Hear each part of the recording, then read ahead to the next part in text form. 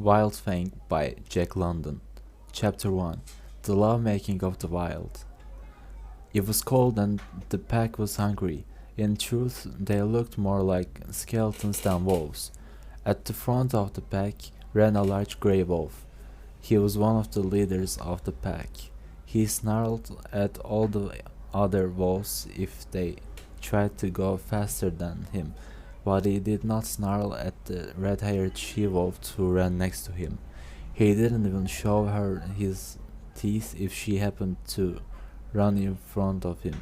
In fact, he seemed to like it. He seemed to like her. In her opinion, he liked her too much. He tried to run too close to her. He even tried to touch her neck or shoulder with his nose, but then she snarled at him irritably and she showed him her teeth. He never snarled back. The large grey wolf was not her only admirer though. On her right ran an old one-eyed wolf. He was one of the older leaders of the pack. His body and fur showed many signs of past battles. From time to time he also tried to touch her neck with his nose. Then she snarled at him warningly. He never snarled back at her either. But if the two leaders were all kindness towards the red she-wolf, they were all hatred towards each other, but they weren't fighting openly yet. They were both waiting for the best moment. They knew it would be a battle of life and death. The best moment came first for old One Eye. He noticed how the young wolf turned his head to lick his shoulder, showing his neck to his rival. The old wolf attacked him suddenly and without warning, closing his fangs on the younger leader's neck. His teeth opened the great vein of his neck and blood began to quickly flow out. The younger wolf snarled painfully and tried to fight back, but his legs would no longer hold him and he fell to the snow. The battle was over. Through all of this, the she-wolf sat and watched and smiled. She was glad with the battle because this was love-making of the wild. This time, experience triumphed over youth. When One Eye came up to the she-wolf again, she didn't snarl at him anymore. Instead, she touched noses with him. The dead rival was already forgotten. Soon they were best friends running happily side by side through the snowy woods. After some days, the she-wolf began to feel uncomfortable. She seemed to be looking for something. She looked under all fallen trees and into empty caves. Old One Eye was not interested at all, but he followed her anyway. And so they traveled across the country until they got to the banks of Mackenzie River. There they hung about the Indian camp for some time. One Eye didn't like it, but the she-wolf seemed more than comfortable with the human voices nearby. She was very heavy now and could only run only very slowly. She was also less patient than ever. She was not quick enough to catch meat herself, and she was angry with One Eye if he failed to hunt successfully for both of them. Fortunately for the old wolf, she finally found what she had been looking for. It was a cave. Old One Eye watched her patiently as she inspected it carefully for hours. In the end, she lay down, put her head on her paws, and yawned to show that she was pleased and satisfied. But One Eye did not understand. He was hungry. He tried to persuade her to get up and go searching for food, but she only snarled at him impatiently. So he went hunting on his own, confused. He had been gone for 8 hours and he hadn't caught anything when he finally came back to the cave, and there he was in for a surprise. Strange sounds were coming from the cave, and they were not made by the she-wolf, but he could hear her too, snarling at him warningly. She was warning him against eating the small things making tiny noises. She didn't have done so though. He understood. He had been a father before. The instinct of fatherhood awoke in him again. He turned back. He must find meat. When he came back again with the day's hunt, 2 rabbits and a squirrel, the she-wolf licked him on the neck approvingly. He was behaving like a wolf father should, and he was showing no desire to eat up the young lives she had brought up into the world. Chapter 2. The Law of Meat. He was different from his brothers and sisters. Their hair was already turning red like their mother's. He alone took after his father. He was the only grey cub out of all of them. He was also the fiercest of all of them. He could growl the loudest, and he was the first to learn the trick of hurting another cub with his paws or teeth. It was to be expected. He was a meat eater already, and he was brought up to become a meat killer. Most of his first weeks had been spent sleeping, but now his eyes wide open, he was starting to learn his world quite well. It was a dark world and a very small one, but he did not know that, as he knew no other world. But he had discovered one strange thing about the world. One of its walls seemed to be made of light through which his father could come and go.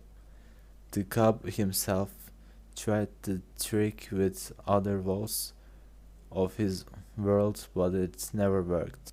He had always felt a strong need to try it with the wall of light, and he always tried to go in the wall's direction, and that was how he learned more things about his mother than her warm, soft tongue, with which she used to stroke him affectionately. It turned out that she also had a sharp nose and strong paws, with which she could hurt when she wanted to punish. Thus he learned hurt and danger, and he learned to hide from hurt and to be afraid of danger. Like most animals of the wild, he early experienced hunger. There came a time when his father brought no meat and milk stopped flowing from his mother's breasts. At first, the cubs cried and growled, but then they mostly slept, turning slowly into little skeletons. One Eye was desperate. He slept little and constantly hunted, but with no success. The she-wolf too left her cubs to look for meat. When the parents finally brought more food, there were only 2 cubs left in the cave, the grey cub and his sister. But the meat came too late for her too. She never woke up again. The family was reduced to the 3 of them, so it was reduced even further. There came a time when the grey cub no longer saw his father appearing and disappearing through the wall of light. The she-wolf knew why One Eye never came back, but there was no way by which she could tell her grey cub what she had seen. She had followed a day-old smell of One Eye, and she found him, or what remained of him, outside a lynx cave. There were signs that told her that the lynx was inside and that she had a litter of hungry kittens who were not feasting on One Eye's meat. She didn't dare to go on in, as she knew the lynx as a bad-tempered creature and a terrible fighter. After that, in her hunting, she always avoided the path up to the lynx cave. By the time his mother began leaving her cave to hunt, The grey cub had learned well that he should be afraid of the wall of light, but there were other forces at work in him apart from the fear. The greatest of them was the need to grow. It demanded overcoming this fear. And one day, after his mother had left, the grey cub began to walk slowly towards the wall of light. He expected the worst but felt ready for it. But to his great surprise, he was going through the wall just like he had seen his parents go through it before, and it didn't hurt at all. He grew bolder with every step. He didn't notice that the next step would be on the air, and the next moment he was falling head downwards and rolling down the slope, crying at the top of his voice. When at last he came to a stop, he gave one long and loud cry of fear. But nothing happened, and his mother didn't come to his rescue. So he sat down and looked around as might the first man to land on Mars. He smelled like grass, looked at the trees and bushes, and at the blue and green open space between them. He saw a squirrel, and fear paralyzed him again. But the squirrel was just as scared of him as he was of it. It ran up a tree, crying in a strange voice. This gave him a little confidence. He moved on and looked around more. He was learning. There were live things and things not alive. The things not alive could be expected to stay in one place, but the live things moved, and there was no telling what they might do. He had beginner's luck. As he wandered around this newly discovered world, he suddenly fell into a large hole full of moving live things. It was a nest of a bird who had left her chicks and had gone to look for food for them. The chicks jumped around and made a lot of noise. At first they frightened him and he cried, but then he noticed that they were very small, much smaller than him. He picked one up in his mouth. Suddenly he realized he was hungry, and as his jaws closed on the small chick and warm blood ran into his mouth, he felt happier than ever before. He ate all the chicks. When he was finally moving out of the nest, a big live thing started to cry and beat him with large feathered wings. It was the mother bird who realized he had destroyed her nest. She was in a fury, but he had just killed and enjoyed it. He didn't see anything wrong with it and wanted to kill again, so he started to fight back, but the bird was much bigger and stronger than him. Apart from the large wings, she had a strong beak with which she delivered painful blows on the cub's soft nose. Finally, he gave up and left the bird to cry over her destroyed nest. He had learned a new law. Live things were meat. They were good to eat, but if they were big enough, they could hurt. So it was better to eat small live things like chicks and to leave alone large live things like mother birds.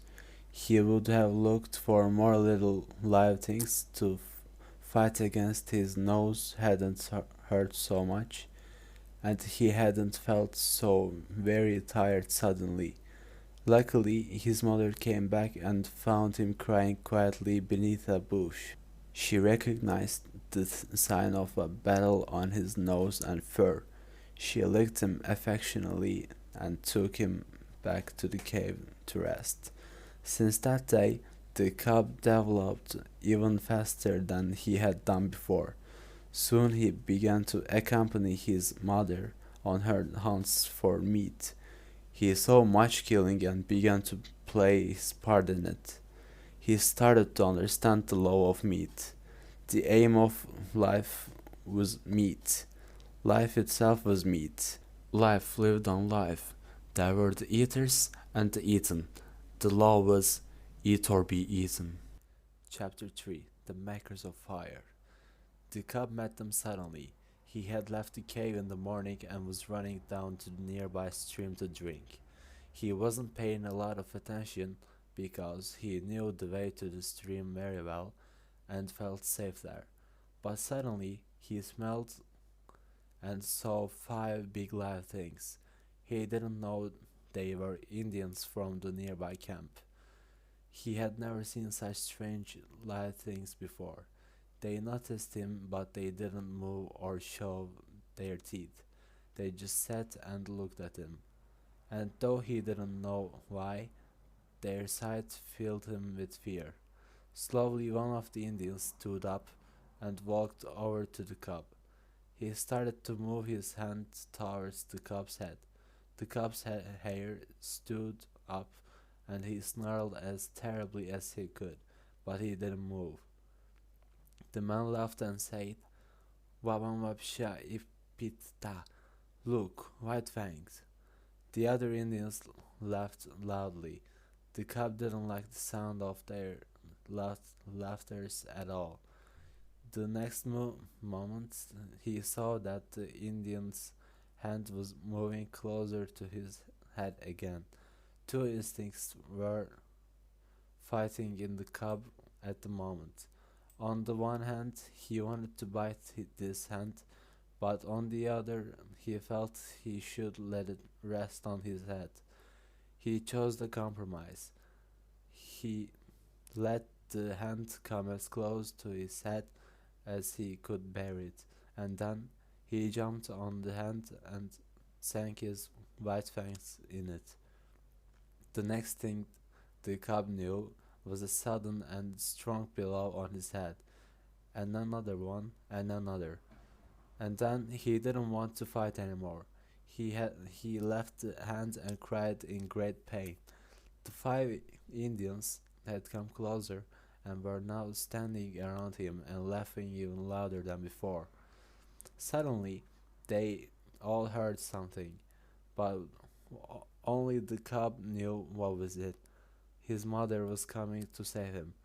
She had heard the cries of her cub, and she was coming with her hair standing up and showing her teeth. She stopped in front of her son and snarled terribly at the 5 men, ready to fight them all. And then something completely unexpected happened. Kishe, cried one of the Indians in surprise. The she-wolf was surprised too. Kishe, he cried again, this time with authority in his voice. And then the unbelievable happened. The cub saw his great mother, the killer of live things, lie down on the ground moving her tail in peace signs. He couldn't understand it at all. The man who had spoken to the she-wolf came over to her and put his hand on her head. To the cub's great surprise, she neither snarled at him nor showed him her teeth. It's not strange, the Indian said. Her mother was a dog, but her father was a wolf. It's been a year, Grey Beaver, since she ran away, spoke the second Indian. It's not strange, Grey Beaver answered. It was a time of great hunger when she ran away. There was no meat for the dogs then. She has lived with the wolves, the third Indian said. She has, answered Grey Beaver, and that is the sign of it, he said, pointing at the cub. His fangs are white, and so White Fang will be his name. I have spoken. Kishe is my dog, and so is he. And as he was speaking, he put a rope around their necks. They were going to the Indian camp, Kishe obediently following Grey Beaver, and White Fang doing the same. Once they got to the camp, Grey Beaver tied Kishe to a tree so that she couldn't escape back to the woods. But he didn't tie White Fang. He knew that the cub wouldn't go far without his mother. And so White Fang had complete freedom to look around the camp. There were lots of strange things and the cub was a little afraid at first, but soon his curiosity became stronger than his fear and it pushed him onto his first exploratory trip around the man-animal's grounds. He looked at the camp in wonder. It was buzzing with movement. There were lots of dogs and lots of man-animals everywhere. The man-animals impressed him greatly with their power. They had power over things not alive. He saw it. They could move them about. Even the small man-animals could pick up stones and throw them around. The big man-animals were moving sticks about so cleverly that they could make hiding places out of them. It was the first time White Fang had seen a teepee being built, and as he watched the process, he felt more and more admiration for the man-animals. They were like gods. And then a dog caught his attention. It was a puppy like White Fang, but a few months older than him, and so a bit bigger and stronger. His name was Lip Lip, and he was the puppy leader of the camp. Lip Lip saw that White Fang was a new puppy, and so he decided that a fight was necessary to show White Fang that he was the true leader of all puppies at the campsite. He snarled at White Fang and showed him his teeth, but White Fang wasn't easily frightened. He snarled back. Then suddenly, without any warning, Lip Lip jumped onto White Fang and sank his teeth in the cub's shoulder. It hurt really badly and White Fang cried with pain. Kishay heard him and barked furiously, but she was too far away to help her son. After some struggle, White Fang finally managed to shake Lip Lip off his back and ran to his mother for protection. In his heart, he promised to revenge Lip Lip. Meanwhile, Kishay licked White Fang's wounds and calmed his anger as she softly stroked his face with her tongue.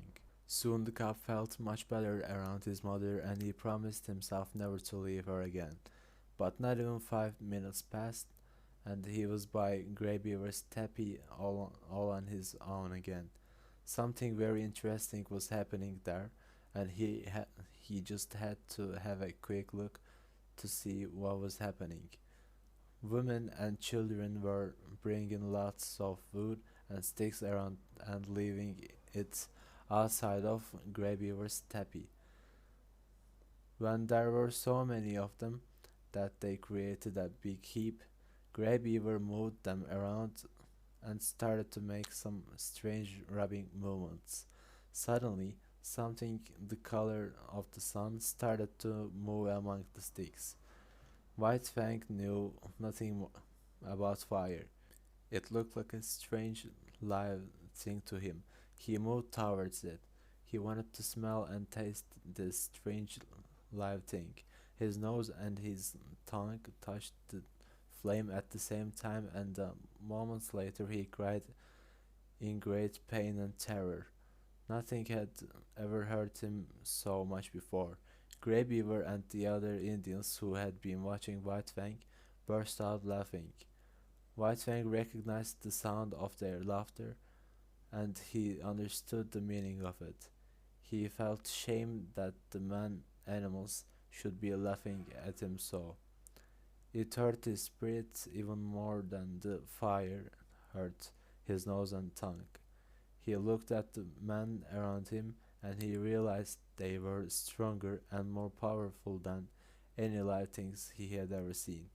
They could hurt your spirit by mere mouth noises. They could make an orange biting live thing out of wood.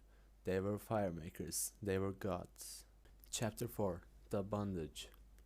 In the wild, the time of a wolf mother with her young is generally very short, but at a man's campsite it's sometimes even shorter.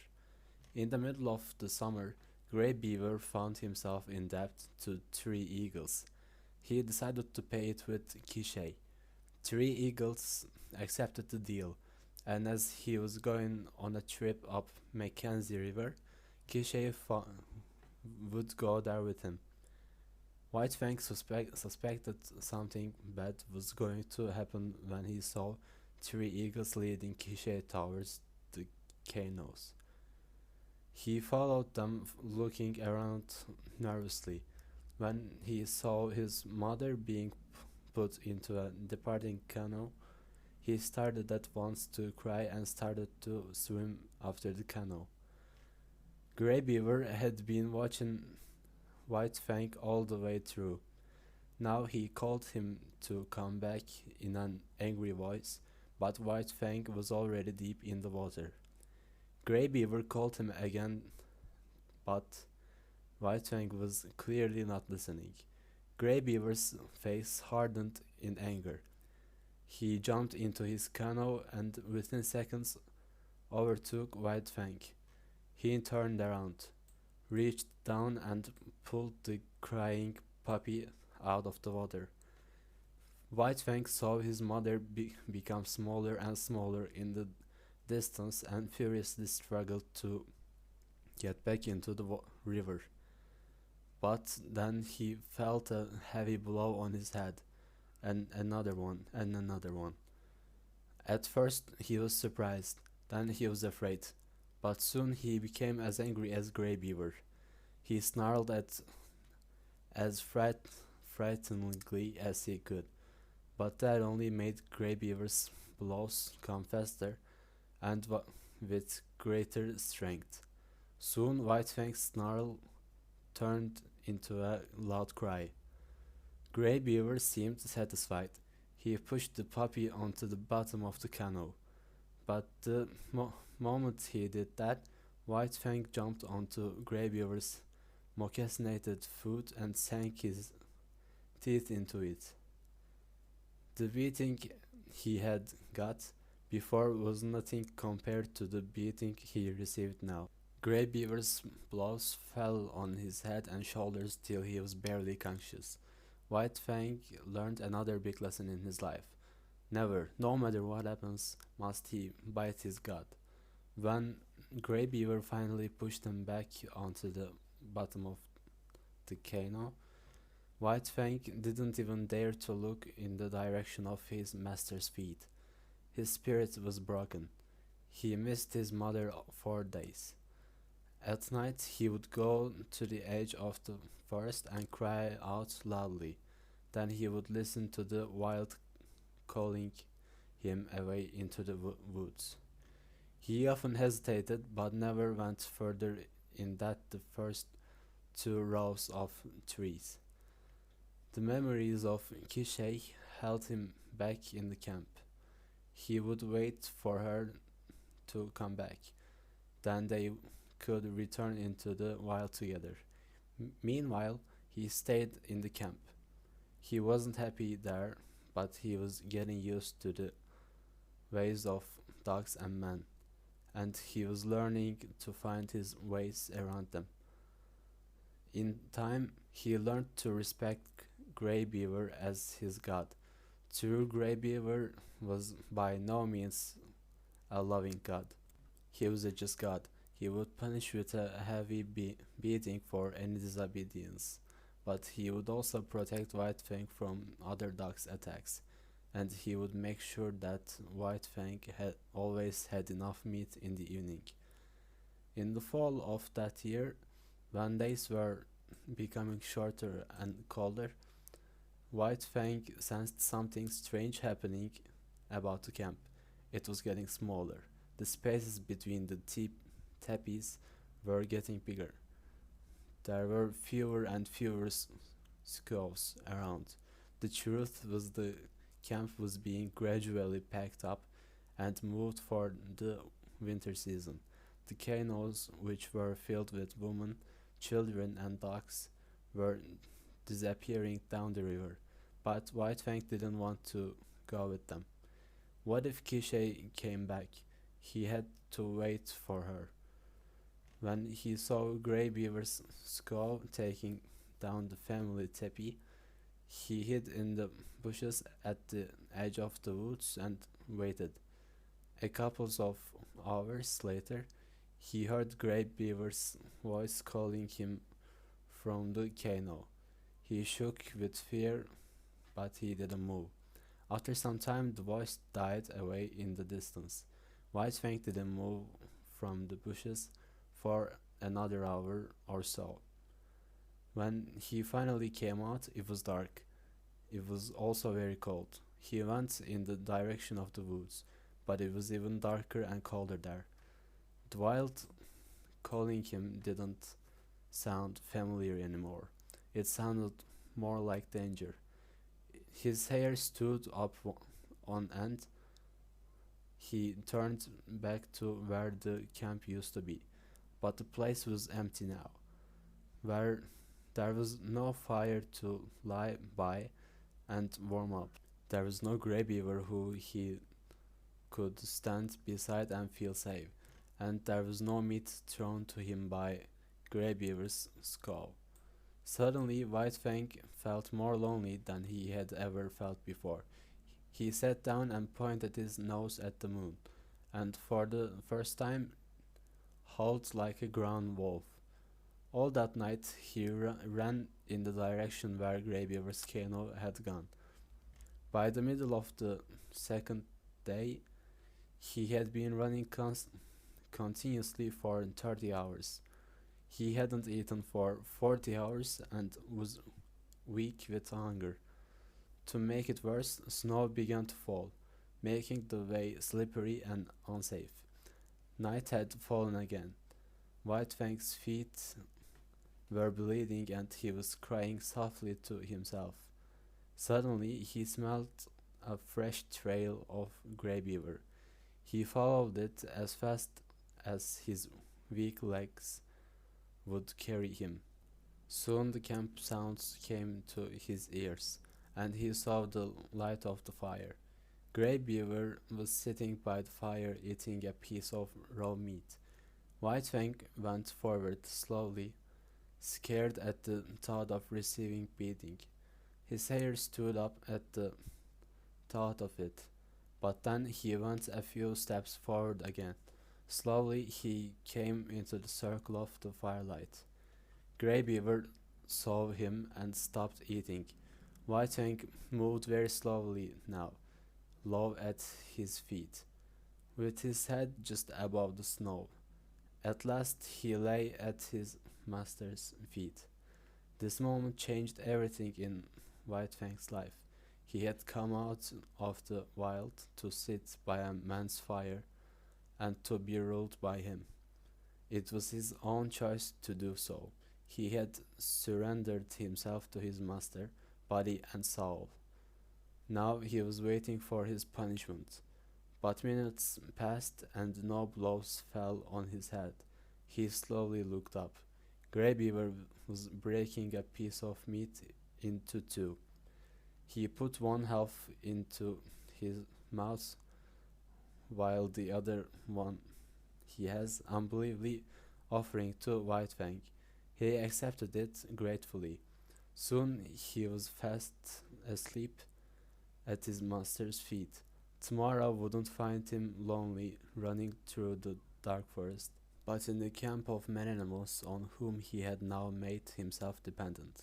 Chapter 5. A New God. White Fang was nearly 5 years old. By that time he had grown to be a strong and angry dog. Both men and dogs were afraid of him.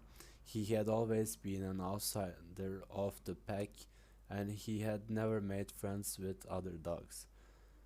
On the contrary, he had become a very efficient fighter and killer of other dogs. A single dog had no chance against him. He was too quick and too intelligent, and he employed this perfect mechanism of his body and brain to kill others. If he had spent more time with his mother, if he had been brought up among other puppies from the beginning, and if Grey Beaver had been a more loving master, White Fang could have turned out different. As it was, he had become a lonely, unloving, and ferocious enemy of other dogs. It was in the summer when White Fang turned 5 that Grey Beaver took him on a great journey to the Yukon. They settled in Fort Yukon, where Grey Beaver wanted to sell furs and moccasins to the white man looking for gold there. And so it was in Fort Yukon that White Fang saw his first white people. As compared with the Indians he had known, they seemed to him a race of more powerful gods.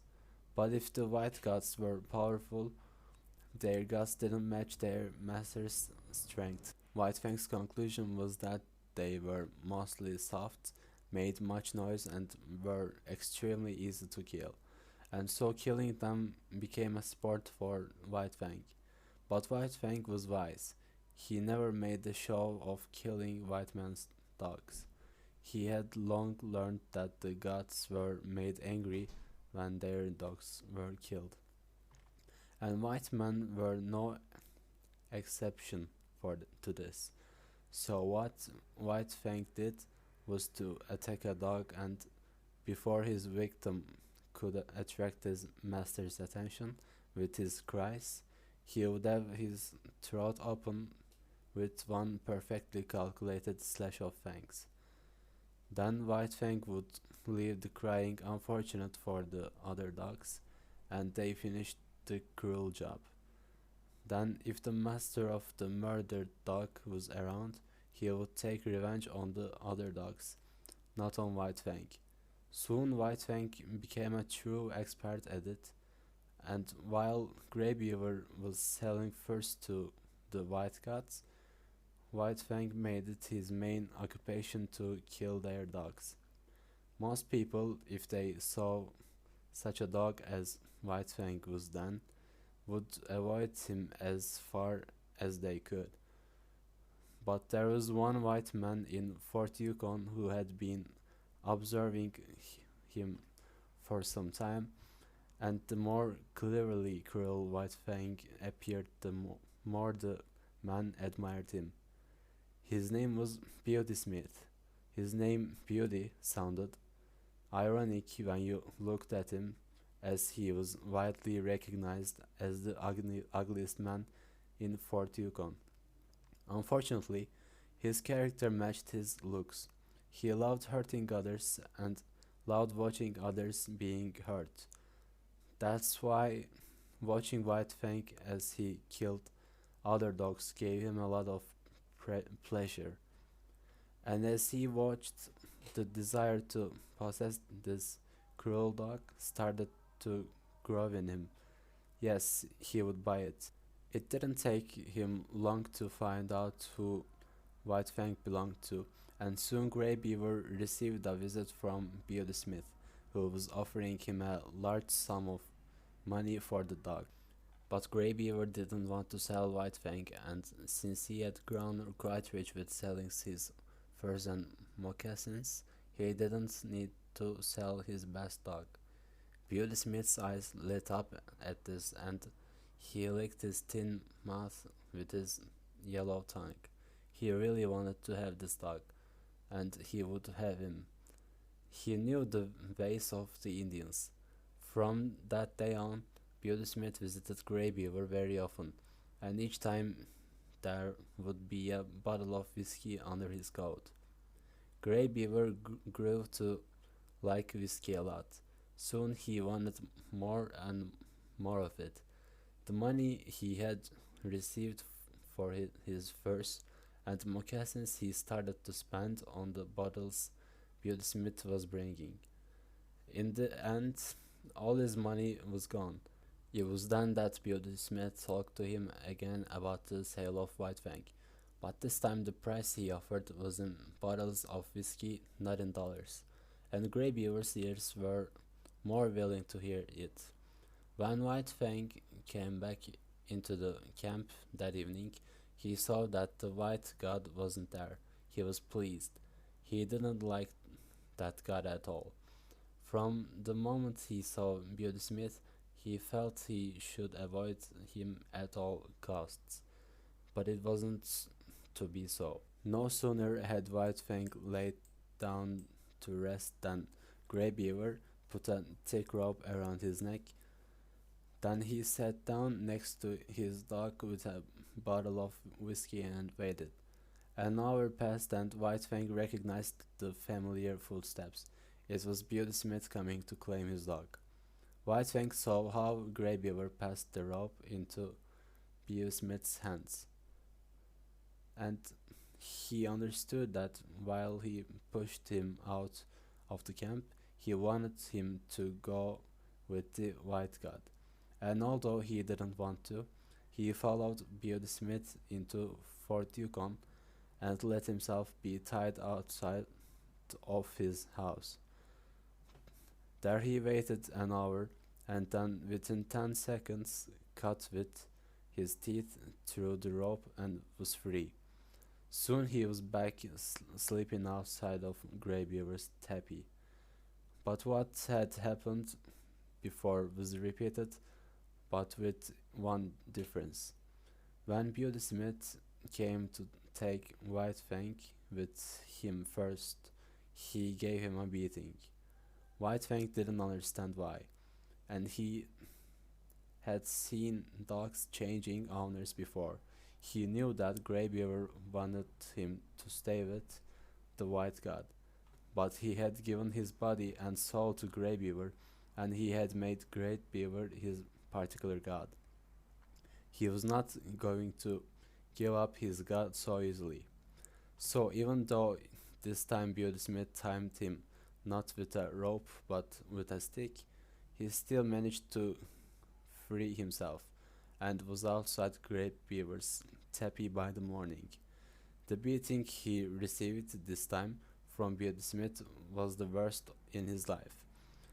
It would have killed a weaker dog, and by the end of it, White Fang was sick. He found hardly move. Beauty Smith had to wait for an hour before he could start slowly pulling White Fang behind him in the direction of Fort Yukon. This time he tied the dog with a metal chain which was stronger than White Fang's teeth. Still, though sick and tired, all night he tried to crush the chain or pull at it, but nothing worked, and White Fang remained in Fort Yukon as the property of a madman, whom he knew he must accept as his master from now on. Chapter 6. The Mad God. A few months with Beauty Smith made White Fang an enemy of all things brutal and ferocious. His new master kept him tied at all times in a small place surrounded by a wooden fence. There he teased him.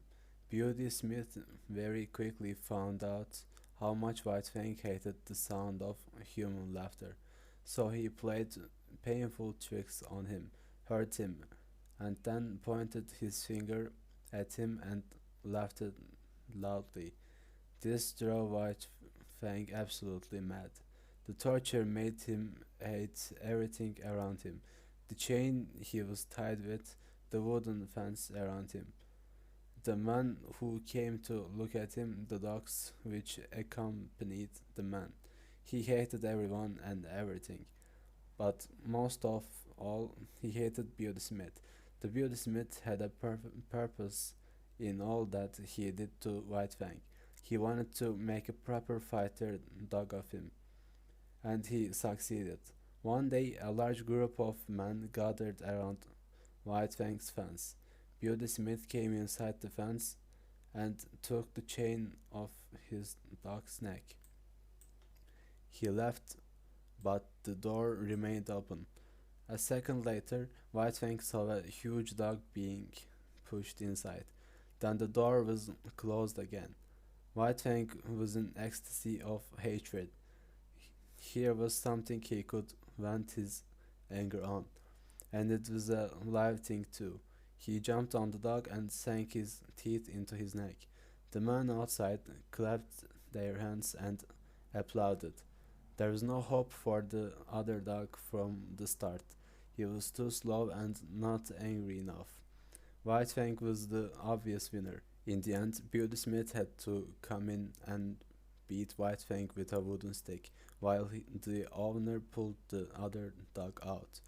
Then the men paid their bets and money shone in Beauty Smith's hands. White Fang started to look forward to those gathering of men outside his fence. It meant a fight, and fighting and killing was now the only way in which he could express the life that was in him. Beauty Smith judged his strength well, and White Fang won every single fight. And with every fight he grew more brutal and ferocious. Beauty Smith had truly managed to bring out the worst in him. Soon he became known in the land as the Fighting Wolf. It was then that Beauty Smith decided they should go on a tour. They got on a steamboat and went to Dawson. There, Beauty Smith kept him in a cage and exhibited him for money as the Fighting Wolf. He was given no rest. In order to make the exhibition interesting for the audience, he was kept angry at all times. And in addition to this, he was also a professional fighting animal. So whenever a fight could be arranged, Beauty Smith was never wasted a chance to earn more golden coins. It was a brutal land and brutal times, and the fights were usually to the death. But White Fang always won, and as the time went by, there were fewer and fewer fights. There was no dog as good as White Fang, and the game started to lose its point for the audience. But then next spring, a man arrived in Dawson with the first bulldog that had ever come to the land. A fight between him and White Fang was soon arranged, and for a week nothing else was spoken of in certain parts of the town. When Cherokee, the bulldog, entered White Fang's fighting grounds, the audience wasn't kept waiting long for the spectacle. White Fang jumped onto the bulldog more like a cat than like a dog, then tore his ear into two. But Cherokee didn't even make a sound. This really surprised White Fang. He jumped on him again and tore his shoulder open. Blood appeared on the bulldog's soft skin, but he made no sound still. This dog was different to any wild Fang fought before. He had no hair to protect him. He was soft and could be bitten easily, but he didn't seem to mind it much. Time went on and White Fang danced on, jumping and giving wounds, but the bulldog was still on his feet, patiently following White Fang with his eyes on White Fang's throat. White Fang knew that to kill the dog he had to cut the vein in his throat, but the bulldog was too short for it to be done while he was standing up. And there was no way of knocking him off his feet. His legs were short and strong, and he kept his neck firm and close to the ground. But White Fang tried and tried again, and he tried once too often. While trying to get to Cherokee's neck, he exposed his own, and this was exactly what the bulldog had been for. His throat closed on White Fang's throat, and he was not going to let it go. Whatever White Fang did from that moment, however much he threw himself and the bulldog about, Cherokee held on to his neck. The battle was not yet over, but it already looked as though White Fang was for the first time going to lose. With every moment the bulldog's teeth closed a little tighter on White Fang's neck, and White Fang's breath was becoming shorter and shorter. Cherokee's supporters started to cheer while Beauty Smith still couldn't believe that he was about to lose all his money. But when he saw White Fang slowly closing his eyes with resignation, he knew that all hope was lost, and he felt angry, more angry than ever before. He ran up to White Fang and started to kick him as hard as he could. The crowd looked in amazement as Beauty Smith was kicking his dying dog, but not a single person moved and stopped him. Suddenly, a young man started to push his way through the crowd. Nobody had noticed him before. His gray eyes shone with anger. He ran up to Beauty Smith and, without saying a word, punched him in the face. Beauty Smith fell into the snow and was in too much shock to move again. "You cowards!" shouted the man, and everything went silent. "You beasts!" Then he turned to an older man following him. "Come on, Matt, lend me a hand. We have got to pull them apart." It took the two men over half an hour to open Cherokee's jaws wide enough for White Fang to pull out his neck from between them. The bulldog's owner looked terrified all the while, and as soon as he could, he put a rope around Cherokee's head and disappeared as fast as he could. In the meantime, Matt examined White Fang. "Very nearly," he said, "but he's breathing all right now." "Hey, Mr. Beast," the young man turned to Beauty Smith. "I'm taking your dog with me, and I'm going to give you 150 for him." Beauty Smith sat up. "I'm not selling," he said slowly. "Oh, yes, you are," the man answered calmly, "because I'm buying. Here's your money. Your dog is now mine, understand?" "Yes," Beauty Smith snarled quietly and looked even nastier and uglier than before. Once the two men and White Fang had driven away, someone in the crowd asked, "Who was that?" "Weedon Scott," someone answered. "It's one of them gold experts. I say, if you want to keep out of trouble, keep away from him. He's friends with all the officials."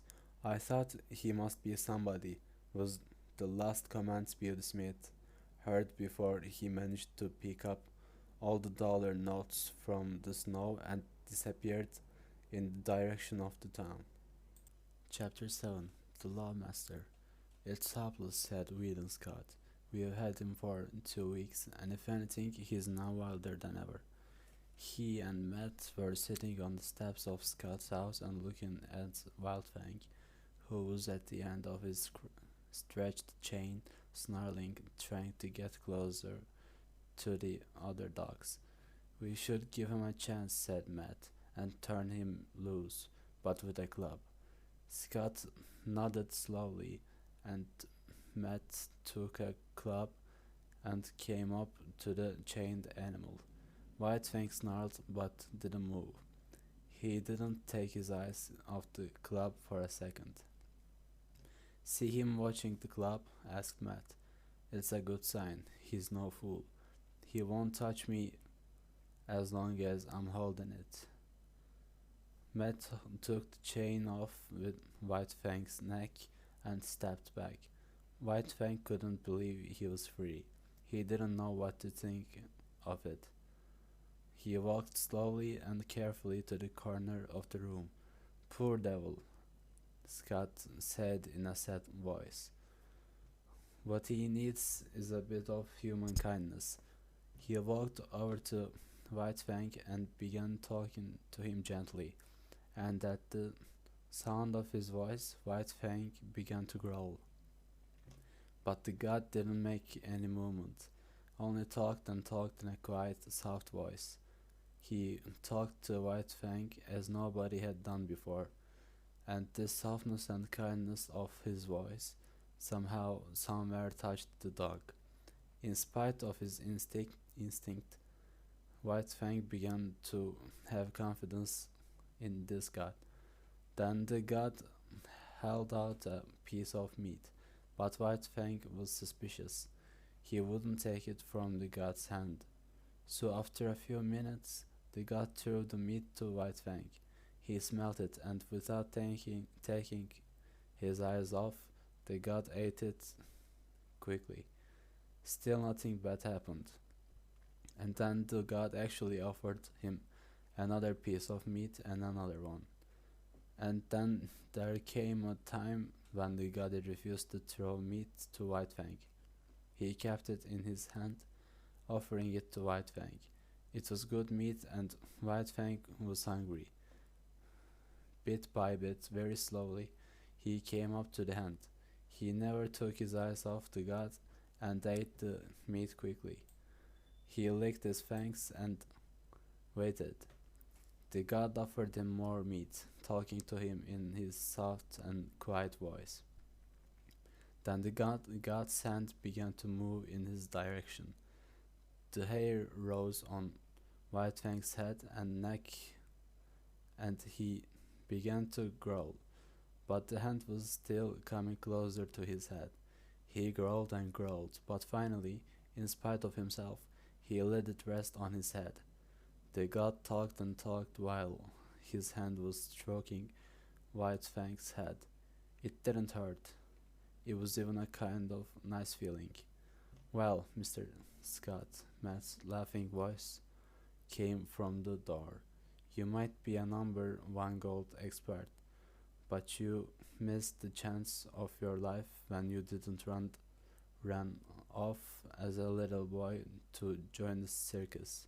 This was how the old life ended and a new life began for Wild Fang. The next months required constant thinking and endless patience on the part of Whedon Scott to make it all possible. And on the part of White Fang, it required a true revolution. He started to like this new god, and in time this like changed into love. It was a slow process, but this was really what happened. He began to feel a strong need to be with the god, to have his hands stroking his head, and to hear his soft voice talking to him. He would give up anything for the company of the god. Several times he gave up meat or a warm place of rest to accompany the god on walk or a trip to town. Months passed and the two of them grew to love each other so much that when a time came for Whedon Scott to go back to his family in the south, there was no question of White Fang not going with him. When they finally arrived at Judge Scott's, Whedon's father's farm just out of San Francisco, Wild Fang could not believe his own eyes. There was a big house with a garden around it and pastures with lots of live animals walking free. Soon he would have to learn that those live things were not to be killed. There were also people, all of whom, in White Fang's opinion, wanted to get much too close to his love god. But soon he learned they were family of the god and as such had to be respected. And there was a female dog called Collie, who White Fang was tried to avoid at all times. His instinct wouldn't allow him to attack her, but she had no such instinct and would snarl at him whenever she saw him.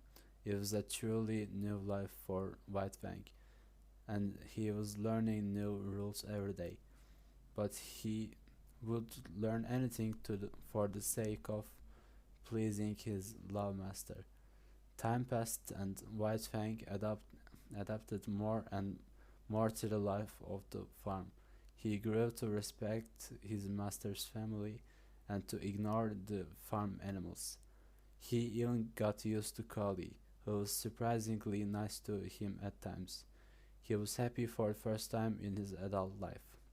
It was about this time that the newspapers were writing about nothing but the escape of Jim Hall from the worst prison in the country. Jim Hall was a ferocious man and had committed a terrible crime. It was Whedon's father, Judge Scott, who had sentenced him to life in prison 3 years before, and it was then that Jim Hall promised he would escape from prison and kill the judge.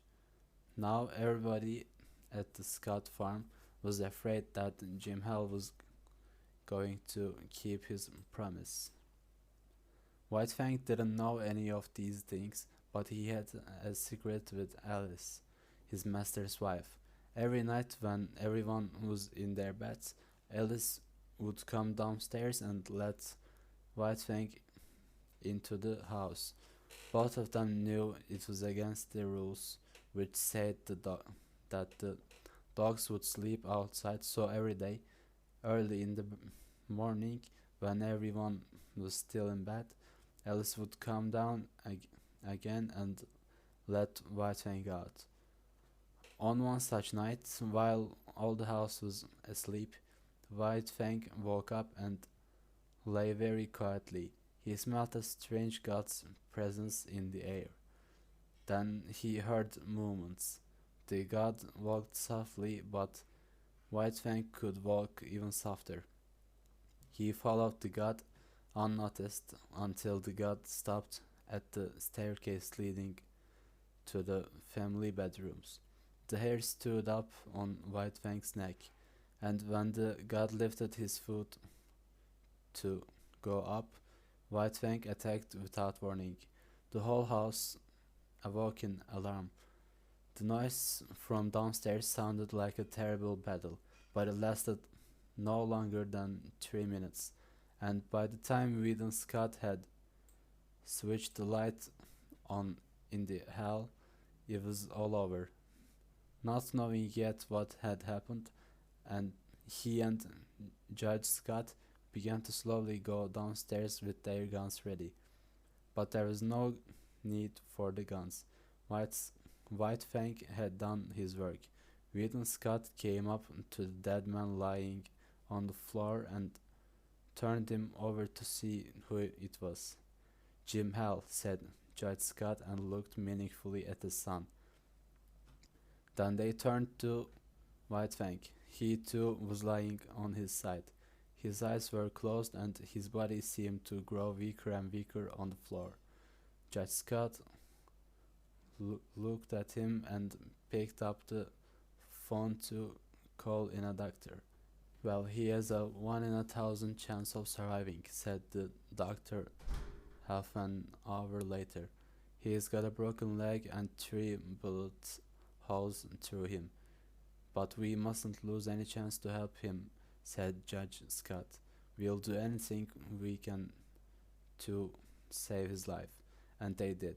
For weeks the whole family was employed to look after White Fang, who, since he could not move, mostly slept and dreamed a lot.